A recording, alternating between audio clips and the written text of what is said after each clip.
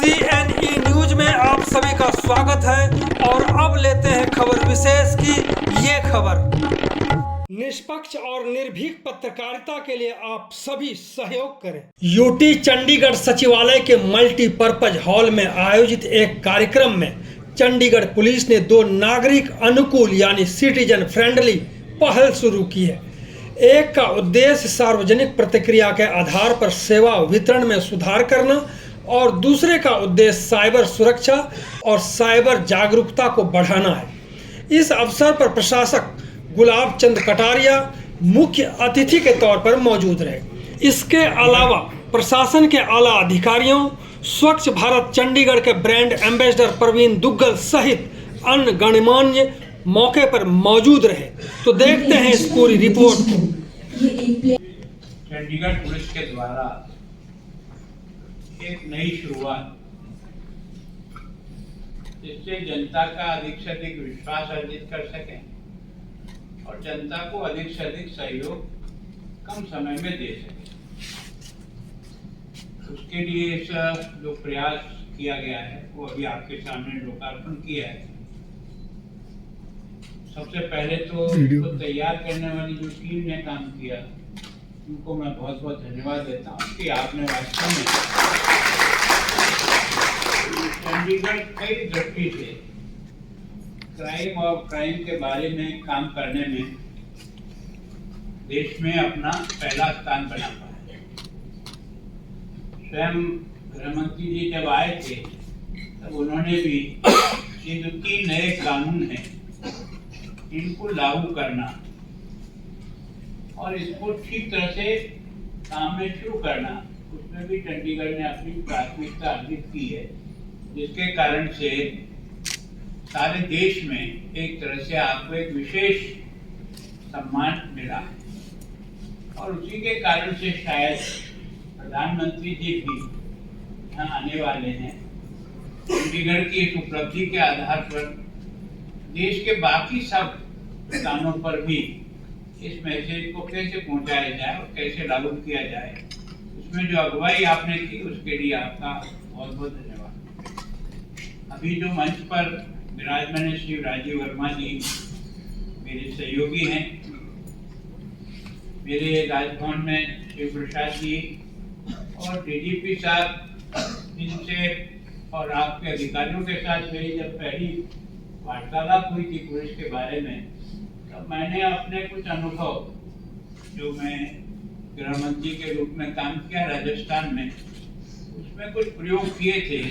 उस प्रयोग को मैंने आपके ध्यान में लाया कि मतलब सजा का परसेंटेज बढ़ाने के लिए जो हीनियस क्राइम है उसके लिए कोई केस ऑफिसर चाहिए जो उस केस को जब तक इसमें निर्णय नहीं हो तब तक वो बराबर उसको फॉलो अप करे, ताकि अपराध हो जाता है, अपराध दर्ज भी हो जाता है, हम सब मेहनत भी करते हैं और अंततः कहीं तो भी गलती रहने के कारण से अपराधी छूट जाता है, तो हमारा सारा प्रयत्न और समय शक्ति जो लगाई हमने वो निरर्थक हो जाती है। तो मैं सोचता हूँ उसमें हमारा सजा का परसेंटेज कैसे बढ़े। तो मैं सोचता हूँ कि वास्तव में इस सारे पंजाब में और आपके यहाँ मतलब सजा का परसेंटेज विशेष करके एनडीपीएस एक्ट में हम लोगों ने राजस्थान में बहुत प्रयत्न करने के बाद भी 18-20% से ऊपर नहीं निकल पाया। और कई राज्यों का जो मैंने एज ए गृह मंत्री के रूप में जाना पड़ा, तो कई राज्यों तो 10% से भी बिलो एनडीपीएस एक्ट में इतना बड़ा करोड़ों रुपया सीजिंग भी हो जाता है, आदमी अरेस्ट भी हो जाता है, जमानतें भी छूट जाता है और अंत तो गत्ता जाकर के वो बरी हो जाता है। तो वास्तव में एक बहुत पीड़ा होती थी कि भाई इतना बड़ा काम हम लोग कर रहे हैं, इसको कैसे ठीक किया जाए। तो मैं सोचता हूँ कि ये जो केस ऑफिसर स्कीम हमने लागू, फिर हमने हमारे कई बार हम घबराते हैं, लोग हमारी शिकायत करें तो क्या वो कुछ नहीं होगा, क्योंकि फर्जी शिकायत करने वाले भी अपने देश में कम नहीं है। जिनको भी थोड़ा बहुत कहीं कंठ लगता है तो वो चाहे जो दर्ज कराने दो, जांच के बाद ही तो पता लगेगा कि इसमें सच्चाई क्या और सच्चाई क्या नहीं। तो मैं सोचता हूँ से काम नहीं चलेगा, अपने को उसे फेस करना पड़ेगा। और उस कारण से ये जो हमने ग्रेडिंग करना शुरू किया, राजस्थान देश में पहला राज्य बना।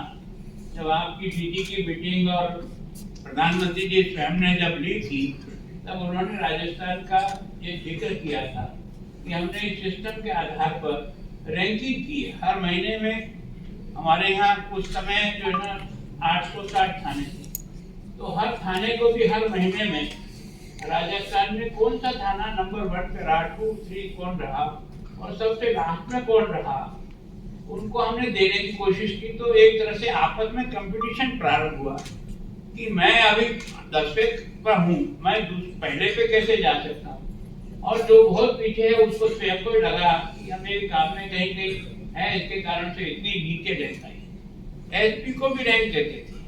हमारे उस समय जो है ना वो 40 जिले थे, तो 40 एसपी को हर महीने अखबार में न्यूज पढ़ने को जनता को भी मिलता था और सारी पुलिस फोर्स को ही मिलता था कि कौन सा एसपी जो है वो कानून व्यवस्था बनाने में नंबर 1, 2, 3 रहा है। और साल में 12 महीने का जब तय करते तो उसके बाद उनको या तो पुलिस डे के दिन या किसी बड़े फंक्शन में उन सब लोगों को भी सम्मानित करने का प्रयास करते थे, ताकि एक तरह से उनके बीच में कंपटीशन प्रारंभ होकर के लॉ एंड ऑर्डर में काम करने की जो है गति बढ़ी है।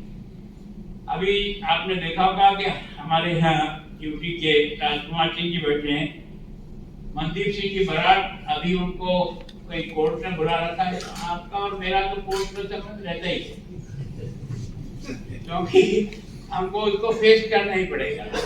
पर मैं सोचता हूँ उसमें भी कोई बुराई नहीं है, हर चीज सुधारने का प्रयत्न करना चाहिए और एक दिमाग में रखना चाहिए। तो वास्तव में ये जो 2 प्रयोग आज आप कर रहे हो, सबसे पहले तो इस QR कोड के द्वारा नागरिकों की हमारी काम की समीक्षा करने का एक तरह से अधिकार हो सकता है कि वो हमारी अटरम छटरम को भी डाल सकता है। अपने यहाँ सब प्रकार के लोग रहते हैं तो घबराने की आवश्यकता नहीं। तो मैं सोचता हूँ कि उसके कारण से कुछ समय तक जब अपन ने ऑनलाइन FIR की तो FIR की संख्या 3 गुनी बढ़ती। अब बढ़ते ही वह जो नेशनल क्राइम रिपोर्ट की जो लाइन बनती है उसमें बनता है कि हम बहुत ही ज्यादा क्राइम है, लेकिन उससे बहुत ज्यादा फर्क नहीं पड़ा, क्योंकि वो जानते हैं कि हमारा यहाँ फ्री रजिस्ट्रेशन है। FIR दर्ज कराना हर आदमी का दायित्व और उसकी एक तरह से कर्तव्य वो कराता है, हमको करना पड़ेगा। अब वो सही है या गलत है ये तो जांच के बाद हो जाएगा। और मैं चाहता हूँ कि जो इस तरह की सूचना बार-बार गलत सूचनाएं चाहे जैसे स्टाफ के बारे में डालता है और अनर्गल बातें करता है, उनको भी आइडेंटिफाई करना चाहिए, उनका भी विश्लेषण करना चाहिए कि ये आतंक तो नहीं है कि कुछ भी लिखने के कारण से जो है वो किस तरह से बना, तो उसकी भी छांट करनी चाहिए। और उसके बाद जो फर्जी FIR दर्ज कराता है और सीरियस ऑफेंस के ऊपर लगा देता है, कई बार पॉक्सो एक्ट बना देता है, इतनी बड़ी जांच हो जाती है और आदमी का पूरा एनालिसिस होकर के समाज में बदनाम हो जाता है। अगर वो लास्ट में लगा कि भाई ये तो फर्जी मामला था, तो उसके खिलाफ भी उतनी कठोर कार्रवाई होनी चाहिए जिसने इस प्रकार का किसी के ऊपर चार्ज लगाया और उसको आइडेंटिफाई करके समाज के बीच में भी भेजना चाहिए। इतना हीनियस क्राइम जो है ना उसने किया है, तो उसके कारण से गलत रिपोर्ट दर्ज कराने वाले पर भी थोड़ा सा चेक बनेगा। हमारी काम करने की जो एफिशिएंसी है उसमें भी काम में बढ़ेगा। तो प्रारंभिक समय में तो इसका नेगेटिव पक्ष आएगा, निश्चित आएगा, इसमें कोई दोहरा नहीं, पर उससे कोई फर्क नहीं पड़ता है। जो कुछ है वो हम, क्योंकि ये जो शहर है, ये जिसने भी इसको प्लान किया है, शायद ये दुनिया में पहला शहर है जो इतना वेल प्लान और इतने अच्छे ढंग से इसको बसाया गया। अब उस समय तो सोचा था कि 5 लाख की आबादी रहेगी, लेकिन अब तो 10-12 से क्रॉस कर रही है। यानी सब प्रकार के रेस्ट्रिक्शन होने के बाद भी, और यहाँ आदमी कब रहता है, रिटायरमेंट के बाद सब आदमी यहाँ रुकना चाहते हैं। इसका मतलब क्या है कि यहाँ लॉ एंड ऑर्डर भी ठीक है, आपसी सामंजस्य भी ठीक है। एक तरह से यहाँ जिस प्रकार का वातावरण है, वो वातावरण आदमी को ओल्ड एज में यहाँ रहने के लिए बहुत आनंद का अनुभव होता है। इसलिए हर आदमी सोचता है कि तो जिस स्थान की इतनी विशेषता है, यहाँ इसको ब्यूटीफुल सिटी के नाम से जवाहरलाल जी ने उस समय भी कहा था पहले कि वास्तव में इस सिटी का नाम जो है ना ब्यूटीफुल सिटी के रूप में रखा है। तो वास्तव में प्राकृतिक दृष्टि से और सब दृष्टि से हमको ये अच्छा स्थान मिला। लॉ एंड ऑर्डर की दृष्टि से भी अच्छा स्थान है। हम यहाँ क्राइम को भी बहुत जल्दी ट्रेस कर देते हैं, लेकिन इससे जनता के बीच में हमारे प्रति एक विश्वास पैदा होता है कि अगर मान लो हमको कोई कारण क्या है कि चाहे आपको या मैं, मुझे भी अगर उदयपुर के किसी थाने में कोई जरूरत पड़ जाना पड़े तो मेरा भी हाथ पे ढूंढते। कारण क्या है, वो जो बाउंड्री का जो गेट देखते ही आदमी को बुखार चढ़ता है कि पता नहीं अंदर क्या होगा। ये इतने वर्षों के प्रयास के बाद भी आप ये विश्वास हम पर नहीं जगा सकते कि अपराधियों के डर की जगह है, सज्जन लोगों के डर की जगह नहीं। और इसलिए सब जगह हमने स्वागत कक्ष बनाया है ताकि वो आराम से बैठ करके अपनी बात को कह सके। तो मैं सोचता हूँ जिसको लिखा कि मेरे योग्य सेवा, उसी शब्द को लोग जो है ना उसको एनालिसिस करते हैं या मेरे योग्य सेवा हो जाएगी अंदर गए। तो वास्तव में क्या है कि वाक्य को पढ़ करके तो विश्वास होना चाहिए कि भाई यहाँ मेरे को सब प्रकार की मदद होगी। लेकिन अब जैसा कि धीरे धीरे व्यवस्था को सुधार करें और अब अधिकांश जो भी सिस्टम आया है वो सब ऑनलाइन होने लग गया, और ऑनलाइन होने से कई चीजों का क्राइम भी बढ़ा है। यानी विशेष करके क्या है कि जो आज जो बैंक से जो डीलिंग होती है वो खाते से पैसे कब निकल जाता है और कब वो आपको इस तरह से बात करता है जैसे कोई आपका परिवार का आदमी सामने फोटो भी दिख रहा है, वही बोल रहा है और वो कह रहा है कि मैं तो वहां फंस गया हूँ, मेरे इलाज के लिए हॉस्पिटल भर्ती कराना है, आप उसमें एक बार 2 लाख तुरंत ट्रांसफर करो। आप भी सोचते यार ये मेरे शक्ल भी उसकी दिख रही है जो बोल रहा है, मैं उसको पहचानता भी हूँ, अच्छे डाल देता है और फ्रॉड हो जाता है। अब ये फ्रॉड इतनी तेजी से हो रहा है कि वास्तव में आज समझ पाना मुश्किल होता है। कारण क्या है कि जो ठीक तरह से समझता है वो तो ठीक है, नहीं तो कई बार जैसे ही फोन आया वैसे ही अपन वापस रिस्पॉन्स देने का काम करते हैं।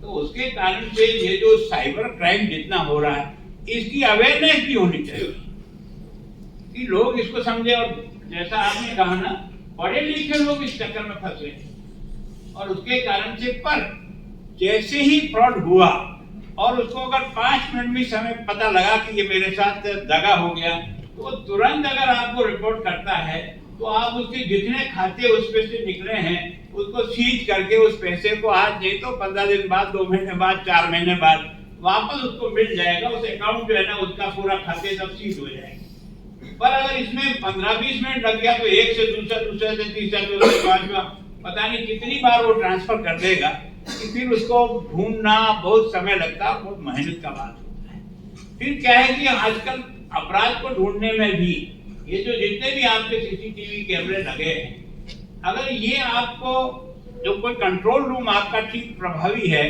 और उससे वो जुड़ा हुआ है बराबर, तो कंट्रोल रूम में जो स्टाफ है वो 24 घंटे उनको देखता रहता है कि कहाँ किस प्रकार की कोई घटना दुर्घटना हुई तो वो तुरंत अपने साथियों को सूचना करता है और रिस्पॉन्स टाइम जो है ना 5-10 मिनट में पहुंच जाता है। चारों तरफ से घेरा डाल देते हैं। तो एक तरह से आदमी को भय लगता है कि यहाँ अपराध करना इतना आसान नहीं होगा। तो मैं सोचता हूँ कि ये जो आपने दोनों प्रयोग किया है, जनता को ये विश्वास है कि हम हमारी ये जो पुलिस की समीक्षा भी हम कर सकते हैं।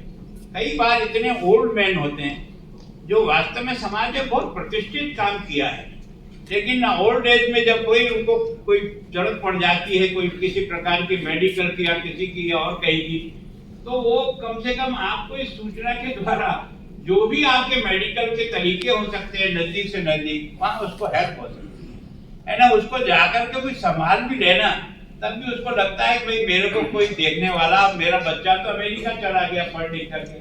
हमारा दुर्भाग्य यही है कि जो माता पिता अपना सारा पैसा लगा करके बच्चे को तैयार करके योग्य बनाते हैं, पर वो जिस बुढ़ापे के सहारे की इंतजार करता है, वो सहारा तो वो बाहर बहुत अधिक पैकेज मिलता है तो आदमी उस पैकेज में चला जाता है। और फिर वो बूढ़े माँ बाप को दाह संस्कार करने के लिए भी वो कहता है अभी तो आप कर दो, मैं फिर आ रहा हूँ। तो वास्तव में उस समय लगता है आदमी को यार कि मैंने परिवार को इस तरह से पाला किया, लेकिन आज कोई संभालने वाला व्यक्ति भी नहीं आ रहा है। तो मैं सोचता हूँ ये सब सिस्टम से उसका लड़का भले अमेरिका होगा पर हम तो उसके ही लड़के हैं ना, हम यहाँ हैं, हम उसकी मदद कर सकते हैं। ये उसको आत्मविश्वास हो जाए कि मेरे को कभी भी किसी प्रकार की जरूरत होगी तो कम से कम ये जो पुलिस है ये मेरे को तुरंत सहायता करने के लिए आ जाएगी और उसको बहुत अच्छा आत्मविश्वास होगा कि कोई चिंता की बात नहीं। कई बार आप और हम भी इतने ओल्ड एज में हैं, अब 2 बजे अचानक अटैक आ गया, अब और कोई घर में है नहीं क्योंकि अकेला बूढ़ा आदमी है, पर अगर उसके पास छोटा मोटा भी कोई साधन है और उससे एक मिनट की दबा दिया और आपके कंट्रोल रूम ने उसको उठा लिया तो एक तरह से उनके पास रिस्पांस तुरंत पहुंचने की स्थिति मिलती है। क्योंकि आजकल लोकेशन सब आती है, कहाँ से आया, किसने किया, क्या हुआ, तो 5-10 मिनट में अपन सर्च करके वहां तक पहुंच सकते हैं। तो वास्तव में ये दोनों जो प्रयोग किए हैं ये पुलिस की कमियां निकालने के लिए नहीं किया। कई बार हम नेगेटिव सोचते हैं कि पता नहीं, मैं ये कहता हूँ कि अगर मेरे में कोई कमी है तो उसको आने दो ना उजागर, अगर नहीं होगी तो घबराने की जरूरत ही क्या है। सच तो सच ही रहेगा, दुनिया की कोई ताकत उसको झूठा नहीं सकती, तो घबराने की आवश्यकता भी नहीं। पर हमें कोशिश करनी चाहिए कि जब हम जिस काम को कर रहे हैं उसको परफेक्टली कैसे करें, जनता को विश्वास कैसे दिलाएं कि हम आपके सहयोग के लिए हैं, आपकी मदद के लिए हैं, आपके साथ कहीं भी जुर्म होता है तो उसको हम जुर्म को पकड़ने के लिए हम हैं। तो मैं सोचता हूँ कि वास्तव में ये जो काम आपको मिला है और जिसको पहल आपने की है, मैं सोचता हूँ कि प्रधानमंत्री जी के आने के पहले हमारे ये जो QR कोड के द्वारा जनता से समीक्षा के बारे में भी आएगा। हर महीने आप एनालिसिस करके आपके थानों को की रैंकिंग देना शुरू करेंगे और उस पुलिस SP के एरिया में कौन से थाने हैं उसको भी मिलेगा। तो मैं सोचता हूँ एक तरह से आपस में छोटी जगह है, कंपटीशन होकर के ये देश का नंबर 1 अभी आज भी है, आज की तारीख में थोड़ा और पुश करेंगे तो एक मॉडल एक तरह से पुलिसिंग क्या होती है वो यहाँ चंडीगढ़ में अपन कर सकते हैं। तो मैं सोचता हूँ ये जो प्रयोग आप लोगों ने किया ये बहुत ही अच्छा किया है। नेगेटिव भी होगा, घबराने की कोई जरूरत नहीं। मैं जानता हूँ कि जब कभी भी कोई ऐसा काम किया जाता है तो उसका परिणाम कई बार बड़ा अजीब भी आता है, पर अनुभव से आदमी सीखेगा और अनुभव से आदमी सुधार करेगा। तो मैं सोचता हूँ जहाँ भी होगा उसका अच्छा उपयोग करेंगे। CNE न्यूज के साथ बने रहने के लिए आप सभी का बहुत बहुत धन्यवाद।